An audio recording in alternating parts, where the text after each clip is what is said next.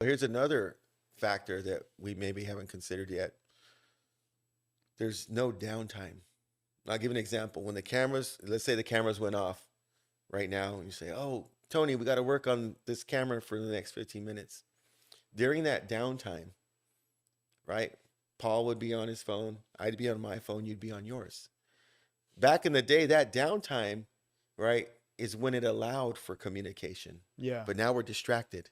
Mm-hmm. So in the moments and the opportunities that I used to have to really hear what's on Camden's mind because we had downtime, I now fill that time with my phone and scroll through and update and whatever I'm doing. And so we don't get to have those conversations that happened in the past. I even think about trips. I don't know how many family trips you've been on lately, but we went to Pismo last week to go on this trail, the Bob Jones Trail. Yeah. And the five of us are in the car. It's me, Pearl, my wife, three kids in the back. And at one point, other than the driver, everyone else was on a device. Yeah. When back in the day, we'd just be kind of sitting there and counting cars and conversations. Are we there yet? Type thing. Yeah, that's what Yes. I did. And so that downtime has been just, filled with distraction. Yeah. Yeah. I kind of interesting now that you brought that up. Like being an educator, do you feel that the technology that they've involved the education yeah. schools with have helped? Or do you feel like there's a line between it's too much? Like, what are your thoughts on that?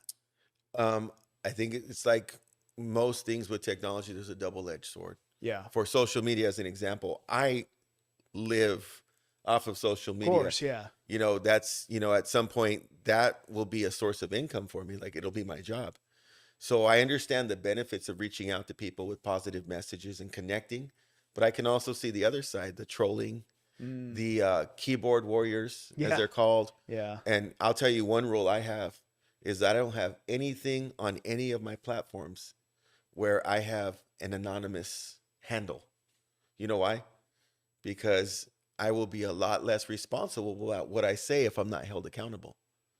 Right? Correct. So I have to think, hey, am I going to tweet this? Because it's my name. Correct. It's not anonymous 123 Yep. that can say whatever he No wants and trigger profile people. picture. Yeah, no. I know So exactly everything what you has my mean. picture and you can trace it back. Yeah. I want that because that holds me accountable for what I say. Yeah. And I think twice about what I'm going to put out there.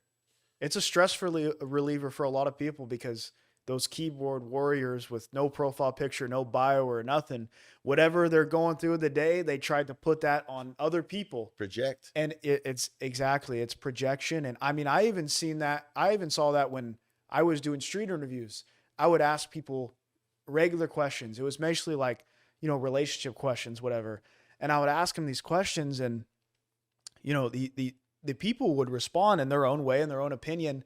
But then I would still I'd be getting like threats in my direct messages. And I'm like, dude, like I'm just a mediator. You know what I mean? It's like, I'm not even He's just a formulating messenger. my opinion. I'm literally just filming this person and I'm putting it out there. Like I'm Yeah. not formulating my own opinion. Like, Their responses were triggering something. yeah, And you were the target. yeah, exactly. They throw that on everybody. And And you're like, what? yeah, I mean, but going into that, the whole social media thing, like with Rob Live, what made you want to get into that and how'd you start that?